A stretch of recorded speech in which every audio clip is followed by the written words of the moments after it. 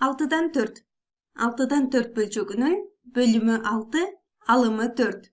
Бул бөлчөктү бул жерде кутучалар аркылуу дагы көрсөтүлүп турат. Жалпысынан бул жерде 6 кутуча бар. Алардын 4 көзчөсү боелгон. Демек бул жердеги кутучалар дагы 6'dan 4 бөлчөгүн түшүндүрөт.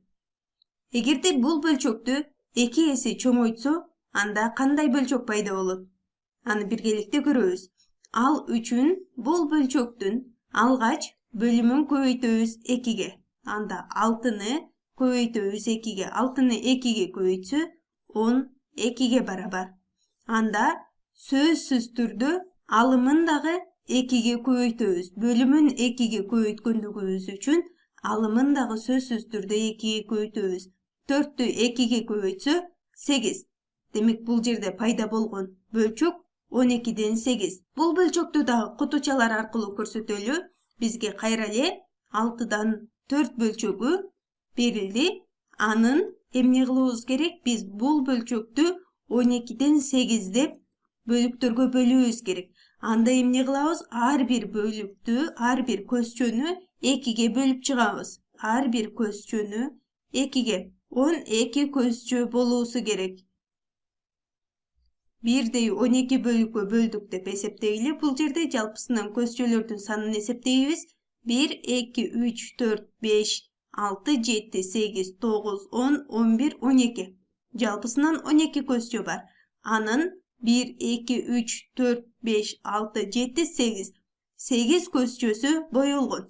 Демек бул жердеги көзчөлөр жалпысынан же болбосо бул жердеги кутучалар жалпысынан 12'den 8 бөлчөгүн түшүндүрөт. 12'den 8 жана 6'dan 4 бөлчөктөрү бири-бирине барабар же болбосо эквиваленттүү бөлчөктөр деп аталат. Эгерде бул жердеги баштагы негизги 6'dan 4 бөлчөгүбүздү биз кыскарта турган болсок же болбосо башка бир санга бөлө турган болсок, анда кандай бөлчөк пайда болот? Аны дагы көрөлү. Бул сандын бөлүмүн бөлөлү 2ге. 6'ны бөлөбүз 2ге. 6'ны 2ге бөлсө 3. Анда сөзсүз түрдө алымын дагы бөлөбүз 2ге. Бөлөбүз 2ге. Анда 4'тү 2ге бөлсө 2. Демек биздеги пайда болгон бөлчөк 3'төн 2. 3'төн 2 бөлчөгүн дагы кутучалар аркылуу көрсөтөлү. Бул жерде биздеги кайра эле 6'dan 4 бөлчөгү биз аны 2ге бөлдүк. Анда эмне кылабыз? Бул жерде жалпысынан 3 кутуча болуусу керек. Анда бул жердеги кутучаларды биз ар бир 2 кутучаны бириктиребиз. Бул жердеги кутучаны, бул кутучаларды жана бул кутучаларды бириктиребиз. Жалпысынан бизде 3 кутуча болду. Алардын канча көзчөсү боелгон? 2 көзчөсү боелгон. Демек бул жердеги кутучалар дагы 3'төн 2 бөлчөгүн берет. Демек бул жердеги 3'төн 2 бөлчөгү дагы 6'dan 4 бөлчөгүнө барабар же болбосо эквиваленттүү бөлчөк. Негизинен бул жердеги берилген 3'төн 2, 6'dan 4 жана 12'den 8 бөлчөктөрү бири-бирине барабар же болбосо эквиваленттүү бөлчөктөр деп аталат. Эгерде кандайдыр бир бөлчөктүн алымын дагы бөлүмүн дагы бир канча эсе чоңойтсок же кичирейтсек, пайда болгон бөлчөк негизги бөлчөк менен эквиваленттүү же болбосо барабар бөлчөк деп аталат. Мисалга дагы башка бир мисал аткарып көрөлү. Бул жерде 25'ten 5 бөлчөгүн жазып алалы. Бул сан, бул бөлчөк барабар болсун. Мисалы 100'дөн белгисиз бир сан тиге. 100'дөн тиге барабар. Бул жерде берилбеген ти канчага барабар болушу мүмкүн? Аны эсептейбиз. Аны эсептөө үчүн эмне кылабыз?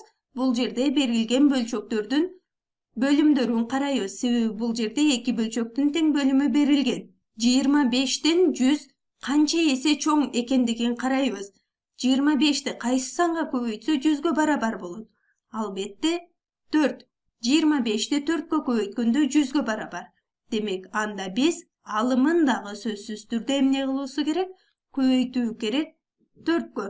5'ти 4кө көбөйтсө 20га барабар. Демек ти 20'ga barabar eкен. Анда эмне кылабыз? Тенин ордуна бул жерде берилбеген белгисиз саныбыз канча экен? 20. Демек бул жерге жазып коебуз 20-ны. 100дөн 20 жана 25ден 5 бөлчөктөрү бири-бирине барабар же болбосо эквиваленттүү бөлчөктөр. Эгерде биз ушул эле 25ден 5 бөлчөгүн кичирейтсек, анда кандай болот? Мисалга, биз кичирейтели, бул санды 5ден белгисиз бир сан. Бул жерде дагы алымы белгисиз болуп жатат. Биз бөлүмүн белгисиз кылалы. Бөлүмү белгисиз бир сан болсун, алымы 1 болсун. Бөлүмү канчага барабар экендигин кантип табабыз? Ал үчүн биз алымынан баштап карайбыз. Бул жерде алымы 5, ал эми бул жерде 1 болуп жатат. Демек канча эсе кичирейтилген же болбосо канчага бөлүнгөнүн табабыз. Бул жерде 5ти бөлгөн 5ке. 5ти 5ке бөлсө 1. Анда сөзсүз түрдө 25ти дагы бөлөбүз 5ке. Демек бул жерде берилбеген белгисиз сан 5ке барабар. Бул жер анда 5. Демек бул жерде 25ден 5ке барабар болгон дагы бир бөлчөктү эсептедик. Ал 5ден 1. Бул бөлчөктөр бири-бирине эквиваленттүү же болбосо бири-бирине барабар бөлчөктөр деп аталат.